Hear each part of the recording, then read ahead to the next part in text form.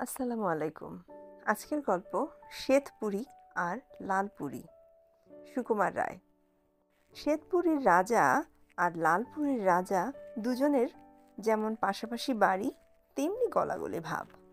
শ্বেতপুরী বলে, আমার ছেলে যখন বড় হবে তখন তোমার মেয়ের সঙ্গে তার বিয়ে দেব। লালপুরী বলে, আমার মেয়ে যখন বয়স হবে তখন তোমার ছেলেকে আমার জামাই করব। আর দুজনেই বলে, আহা, রানীরা যদি বেঁচে থাকতেন। এমনি করে দিন কেটে যায়। হঠাৎ একদিন কোত্থেকে এক শিকারী এসে রাজপুরীতে অতিথি হলো। সে বলে, এমন দেশ নেই যে দেশ সে দেখেনি। সেই সোনার দেশের কাজলি নদী, তার ওপারে রক্তমুখ অসভ্যেরা থাকে। সেখানে সে হরিণ মারতে গিয়েছে। নীল সাগরের মধ্যিখানে ছায়ায় ঢাকা রত্নদ্বীপ, সেখানে সে মুক্ত আনতে গেছে। ওই পুরীর সামনে পৃথিবী জোড়া গভীর বন, সেই বনের ওপারে গিয়ে সে অদ্ভুত দৃশ্য দেখে এসেছে। সকলে বলল, অদ্ভুত দৃশ্যটা কীরকম? শিকারী বলল, দেখতে পেলাম ঝর্ণাতলায় বনের বুড়ি, মাথায় তার সোনার চুল। সেই চুল দিয়ে বুড়ি রূপোর তাঁতে কাপড় বুনছে। চকচকে ঝকঝকে ফিনফিনে ফরফরে চমৎকার কাপড়। তেমন কাপড় এ রাজ্যে নেই, ও রাজ্যে নেই, কোথাও নেই। সেই রাত্রে রাজাদের চোখে ঘুম আর এলো না। তারা শুয়ে শুয়ে কেবলই ভাবছে, আহা, সেই কাপড় যদি কিছু আনতে পারতাম। শেষটায় শ্বেতপুরীর আর সহ্য হলো না। উঠে লালপুরীর ঘরে গিয়ে বলল, লালপুরী ভাই, জেগে আছো? লালপুরী বলল, হ্যাঁ ভাই, সেই কাপড়ের কথা ভেবে ভেবে আমার আর ঘুম আসছে না। শ্বেতপুরী বলল, আমারও সেই দশা, চলো না দুজনে চুপচাপ বেরিয়ে পড়ি। লালপুরী বলল, বেশ কথা, দেখা যাক সেই বাড়ির সন্ধান পাওয়া যায় কিনা। শ্বেতপুরী চুপচাপ গিয়ে রাজভাণ্ডারীর কানে কানে বলল, তদ্বীর সিং, আমি কদিনের জন্য বাইরে যাচ্ছি, তুমি সাবধানে সব সামলে থেকো আর রাজকুমারকে চোখে চোখে রেখো। লালপুরী তার বাপের আমলের বুড়ো চাকরকে জাগিয়ে বলল, নিমকরাম, আমি কদিন একটু ঘুরে আসছি, তুমি আমার মেয়েকে দেখো। তারপর দুজনে বুড়ির খোঁজে বনের মধ্যে গেল। সেই যে গেল, আর তাদের খবর নেই। 2 দিন যায়, 10 দিন যায়, এমন করে 7 মাস গেল। তখন দুষ্ট তদ্বীর সিং নিমকরামকে লোভ দেখিয়ে বলল, দাদা, বুড়ো হয়ে পড়লে, আর কয়দিনই বা বাঁচবে? এখন এই বয়সে একটু জিরিয়ে নাও। তোমায় নদীর ধারে বাগান দিচ্ছি, ঘর দিচ্ছি, চাকর দাসী সব দিচ্ছি। শেষ কটা দিন আরামে থাকো। মেয়েটাকে দেখাশোনা সে আমার গিন্নি করবে। এই বলে নিমকরামকে ভুলিয়ে ভালিয়ে পাঠিয়ে দিল পুরী থেকে অনেক দূরে। দিন যতই যায়, রাজকন্যা আর রাজপুত্রের ততই কষ্ট বাড়ে। ক্রমে এমন হলো যে তারা ভালো করে খেতেই পায় না। ছেঁড়া ময়লা কাপড় পরে, নোংরা ঘরে মাদুর পেতে শোয়। ভাণ্ডারিটার ছেলে মেয়ে, ভাইপো ভাগ্নে, ভাইজি ভাগ্নি, পিসি মাসি আর মেসো পিসে, তারা সব দলে দলে পুরীতে এসে থাকে। ভালো ঘর সব তারাই নেয়, ভালো কাপড় সব তারাই পরে, ভালো খাবার সব তারাই খায়।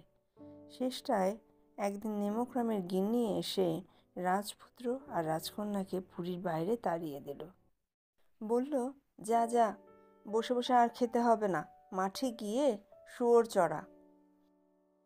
যদি ভালো করে চড়াস আর একটাও শুয়োর না হারায়, তাহলে বিকেলে 4টি ভাত পাবি।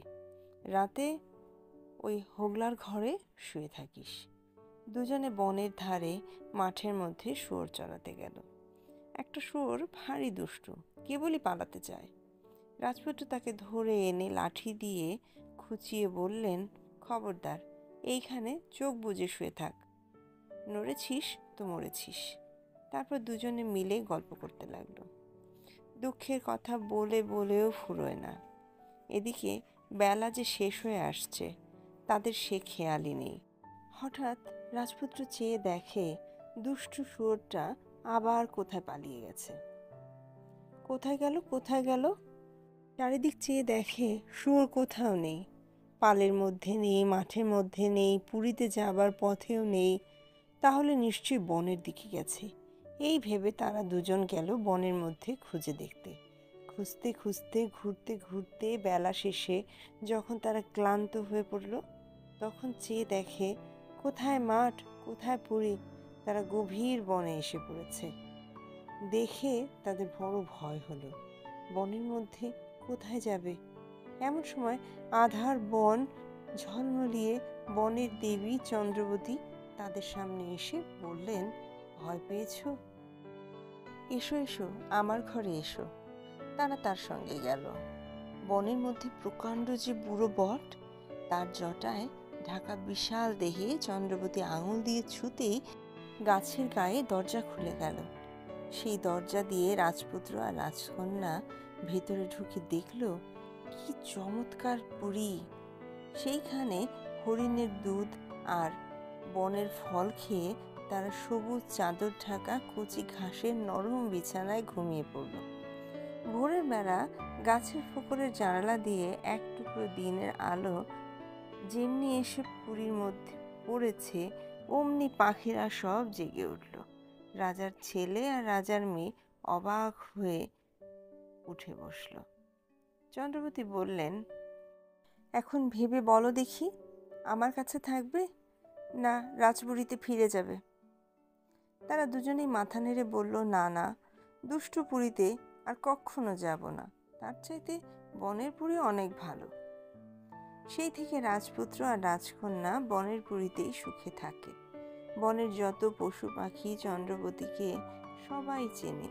তারা এসে তার সঙ্গে দেখা করে, গল্প করে আর কত মজার মজার কথা বলে। দুজনে অবাক হয়ে সেই সব শোনে। একদিন এক বুড়ো কাক জানালা দিয়ে উড়ে এসে সিন্দুকের ওপর আরাম করে বসে বলল, কা কা ক্যা বাত? চন্দ্রবতী বললেন, এই যে ভূষণ্ডী দাদাজি, খবর টবর কিছু আছে? কাক বলল, হ্যাঁ, খবর বেশ ভালোই। ঠাকুরেরা সে বছর যত জঙ্গল কেটেছিল সব আবার ভরিয়ে দেবার ব্যবস্থা হচ্ছে। চন্দ্রা বললেন, সে কি রকম? কাক বলল, শহরের মানুষ এসে সারা দিন খালি মাটি খুঁড়ছে আর বীজ লাগাচ্ছে, আবার নতুন বীজ খুঁজে আনছে। চন্দ্রা বললেন, তারা এরকম করছে কেন? কাক বলল, ও মা, তাও জানো না? তোমার এই নন্দনবন পার হলেই খণ্ডবন, তারপরে অন্ধবন। মানুষপুরের লোকেরা এসে সেই অন্ধবনের বড় বড় গাছ কেটে নিয়েছে। তাই অন্ধরাজ দুটো জাদ্রেল মানুষ পাকড়াও করে তাদের দিয়ে বন সারাচ্ছেন। চন্দ্রা বললেন, আহা, তাহলে তো মানুষ বেচারিদের বড়ই কষ্ট। কাক বলল, তা কষ্ট তো আছেই। ঘর বাড়ি ছেলে পুলে সব ছেড়ে বনের মধ্যে খাটছে। খাটছে তো খাটছেই, কি বলি খাটছে। যতদিন না কাটা জঙ্গল সমস্ত জমিতে বীজ পোতা হয়, যতদিন না সেই বীজ থেকে চারা বেরোয়, যতদিন না সেই চারা বাড়তে বাড়তে গাছ হয়ে ওঠে, ততদিন তাদের ছুটি নেই বলে কাক উড়ে চলে গেল। কাকের কথা শুনে রাজপুত্র আর রাজকন্যা কাঁদতে লাগলো। তারা বলল, আমরা অন্ধ বনে যাব, আমাদের পথ বলে দাও। চন্দ্রা বললেন, নদীর ধার দিয়ে দিয়ে উত্তরমুখী চলে যাও, তাহলেই অন্ধবন খুঁজে পাবে। তার কাছেই ভূষণ্ডী কাক থাকে, সে তোমাদের পথ দেখাবে। সত্য কথা ছাড়া আর কোনো কথা বলবে না, নদীর জল ছাড়া আর কোনো জল খাবে না, কোনো গাছের ফল ছিঁড়বে না, ফল পারবে না, তাহলেই তোমাদের কোনো বিপদের ভয় নেই। ভোরবেলা দুজনে একটি বন রেশমের কম্বল আর পুটলি ভরে খাবার সঙ্গে নিয়ে রওনা হলো। দুপুরবেলা তারা শ্রান্ত হয়ে নদীর ধারে জল খেতে গেল। তখন কোথা থেকে এক শিকারী এসে হাজির। সে বলল, আরে ছি ছি, এই নোংরা জল কি খেতে আছে? এই নাও বরফ দেওয়া ঠান্ডা জল। তারা বলল, না, নদীর জল ছাড়া আর কোনো জল আমরা খাবো না। শিকারী রাগে গজগজ করতে করতে চলে গেল।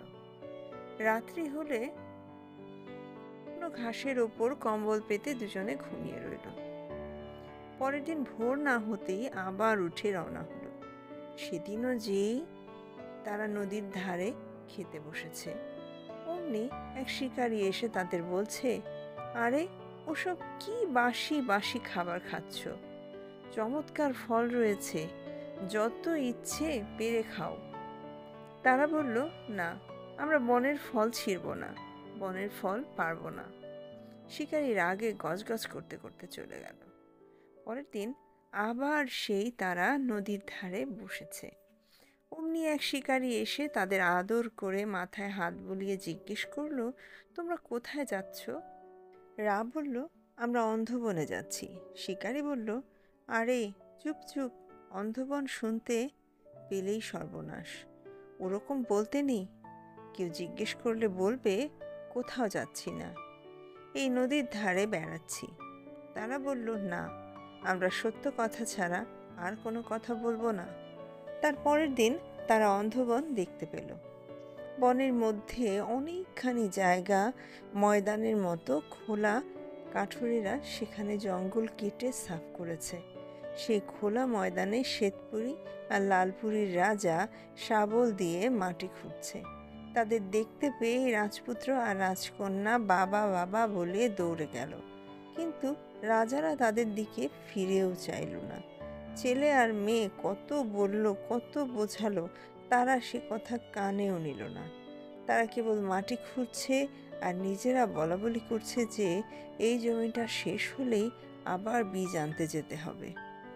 রাজপুত্র আর রাজকন্যা অনেকক্ষণ সেখানে দাঁড়িয়ে রইল। তারপর বিষণ্ণ মুখে নদীর ধারে এসে বসল। এমন সময় বুড়ো ভূষণ্ডী কাক এসে তাদের সামনে ঘাসের ওপর বসে বলল, কা কা, ভাবনা কিসের, কও না শুনি। তারা সব কথা খুলে বলল। কাক বলল, এরই জন্য এত ভাবনা, তাহলে বলি শোনো। যখন ওই পাহাড়ের ওপর রাঙা সূর্য ডুবে যাবে, তখন মানুষেরা তাদের কাজকর্ম রেখে বিশ্রাম করবে। তখন যদি চটপট গিয়ে শাবল দুটোকে নদীর মধ্যে ফেলতে পারো, তাহলেই তারা কাজের কথা সব ভুলে যাবে। তারপর তাদের সামনে গিয়ে বলবে, ঝর্ণাতলায় আপন মনে, কোথায় বুড়ি কাপড় বনে, রূপোর তাতে সোনার চুল, সব কি ফাঁকি, সব কি ভুল। বললেই সব কথা তাদের মনে পড়ে যাবে। যা দেখছো এ সমস্তই অন্ধরাজের ফাঁকি। সে শিকারী সেজে তোমাদের পুরীতে গিয়েছিল আর বনের পথে তোমাদেরও ভোলাতে চেয়েছিল। যাও, সন্ধ্যা হয়ে এলো, এখনই দৌড়ে যাও। তারা দুজনে হাঁপাতে হাঁপাতে এসে দেখল সূর্য অস্ত যায় যায়। একটু পরে রাজারা যেমন শাবল রেখে বিশ্রাম করতে বসেছে, অমনি তারা শাবল দুটো নিয়ে এক দৌড়ে গিয়ে নদীর মধ্যে ফেলে দিল। তারপর ফিরে এসে যেই তারা ভূষণ্ডীর শেখানো কথাগুলো বলেছে, অমনি লালপুরী আর শ্বেতপুরী লাফিয়ে উঠে বলল, আরে এ কি, তোমরা কোত্থেকে এলে, বনের মধ্যে আসলে কি করে, এত রোগা হয়ে গেছো কিভাবে, তোমাদের সঙ্গে লোকজন কোথায়, আমাদের খবর পেলে কার কাছে? তারা একে একে সব কথা বলল। তারপর তারা চারজনে মনের আনন্দে হাসতে হাসতে কাঁদতে কাঁদতে পুরীতে ফিরে চলল। তারপর কি হলো? তারপর সবাই পুরীতে ফিরে এলো, আমোদ আহ্লাদ ভোজ উৎসব লেগে গেল। তারপর একদিন লালপুরীর রাজকন্যার সঙ্গে শ্বেতপুরীর রাজপুত্রের ধুমধাম করে বিয়ে হলো। বনের দেবী চন্দ্রাবতী নিজে এলেন বিয়ে দেখতে। আর হতভাগা তদ্বীর সিংয়ের কি হলো? তাকে অন্ধবনে পাঠিয়ে দেয়া হলো। আজও সেখানে সে তার গিন্নির সঙ্গে কেবল মাটি খুঁড়ছে আর বীজ পুঁতছে, আর বনে জঙ্গলে বীজ খুঁজে বেড়াচ্ছে। আজকের এই সুন্দর গল্পটি এখানেই শেষ হলো। নিয়ে আসবো নতুন আরেকটি গল্প। ততক্ষণ সাথেই থাকুন। ধন্যবাদ।